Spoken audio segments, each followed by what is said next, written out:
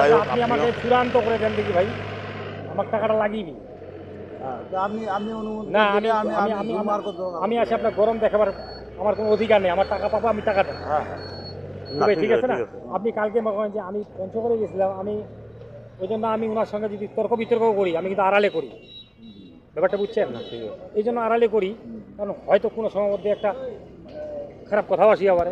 এইখানে দেখেন আশপাশে অনেক লোক, আমার আমার এখানে আমি এখানে চিল্লায় চলে যাবো, দুইটা স্তর খায় চলে যাবো, আমার কিন্তু কাহা চিনি বানায়। আর উনি কিন্তু এখানকার একটা এডুকেশন লোক, এখন সম্মানটা দেখিবা লাগবে আমার। হ্যাঁ, যার জন্য আমি ভাইকে আমি ওই যেখানে গল্প করি না কেন আমরা কিন্তু নিরিবিলি হয়ে গল্প, নিরিবিলিটা সবচেয়ে বেশি ভালো। এখন মূল ঘটনা আছে কালকে কিন্তু আসলে আপনার সঙ্গে আমার বিশাল তর্ক বিতর্ক হয়েছে। কালকে আমি এরকম আসে নাকি দুনিয়া, আপনি লোনটা করলেন, আপনি একটা খাও মারি দেন, আপনি ছোটো খাওয়াটা মারি দেন, কি ভাই ঠিক আছে না? কিন্তু আপনি মনে করেন যে টোটালি আপনি শেষ কথা তো উনি ফেক আজ কালকার ব্যাপার না, এটা তো আজ প্রায় 1-1.5 মাস থেকে ওই কথাটা বলতেছে। ওই জন্য আপনি দেবীগঞ্জ আসলাম। যাই হোক, টাকা যদি আমি হিসাব করি ভাই, তাহলে 4 লাখ টাকা ওনার আমার জমা আছে, 4 লাখ টাকা জমায় আছে। টাকা যদি কারণ ওদিকে ঘাওটা আমার মেটাবা লাগিয়েছিল, আমি লোনও করেও টাকা আগায় দিচ্ছি ওই মহিলাটা। হ্যাঁ, আর উনি খালি হিসাব লেখে। আমি বললাম যে কয় টাকা আছে, আমি ওনারও সঙ্গে বলছি তো, ওনাকেও বলছিলাম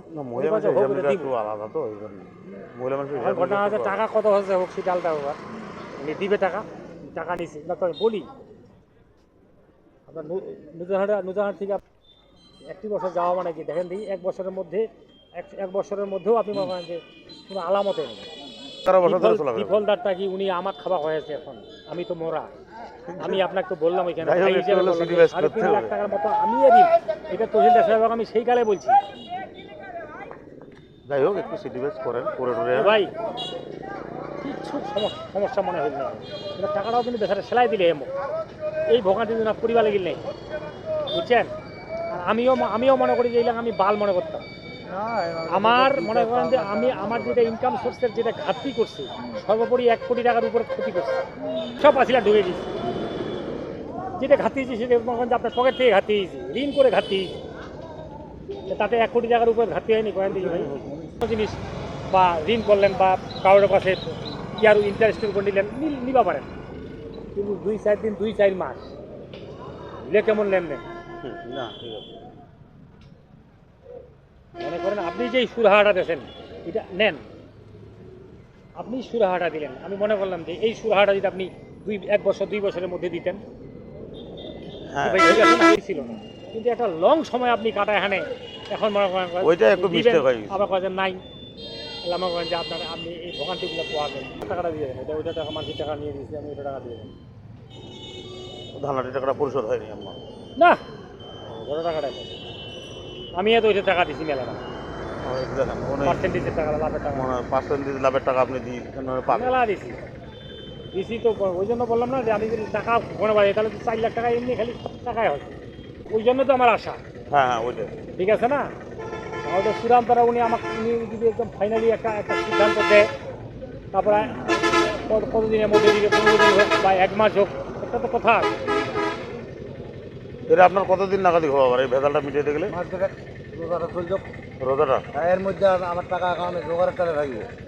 হ্যাঁ, 20-50 1 লাখ হইলে ভাই টাকা দিয়ে দিবি, উনারে হাতে দিবেন আপনি, তাহলে হয়েছে রে ভাই। স্টাফ তো একসাথে চলাফেরা করে তো মেরে হাতে দিলেন, মনে করেন কথা না। ভাইটা আমার চেক কটা আছে জানিস? কয়টা আছে? 5টা চেক আছে, বলেন 5টা। 5টা? হ্যাঁ, 3 গান স্টাম্প আছে।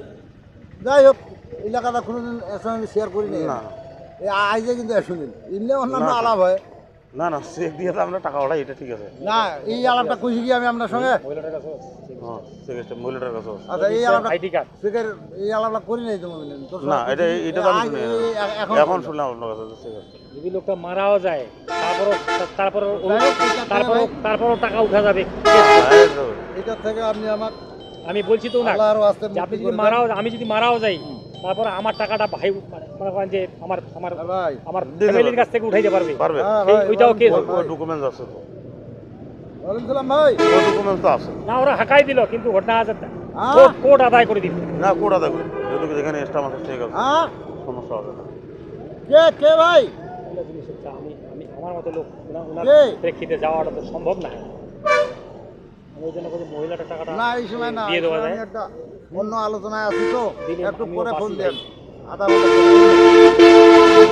মমিন ভাই বিশ্বাস করে 3.5 লক্ষ টাকা আমি তহসিলদার সাহেবকে তখনও বলছিলাম যে এখনো 3.5 লাখ টাকা আমার আমার খালি আমার ওইটা থেকে আমি তো যেটা কহিলেন আর কি যে- টাকা 1-2 লাখ হইলে ভাই আমি দিয়ে দিবি। হ্যাঁ হ্যাঁ হ্যাঁ হ্যাঁ তো ওইটা ওইটা আমার কথা শুনেন, হ্যাঁ ওইটা করেন।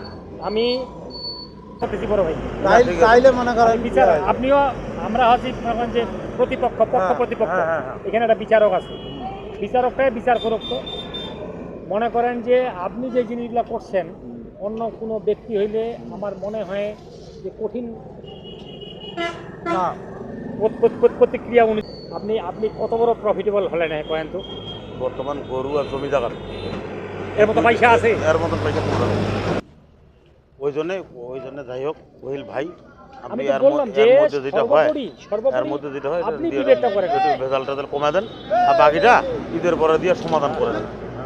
1-1.5 মাসের মধ্যে সমাধান আমি করে আমি ধানের টাকাটা দিয়ে আমি ক্লোজ হওয়া বলে আমিও বাঁচি বুঝছেন, ওইখানে ওনার চেক সিস্টেম আছে। ধানাটি হ্যাঁ ধানাটি কয়টা আপনার থেকে স্টেম হবে?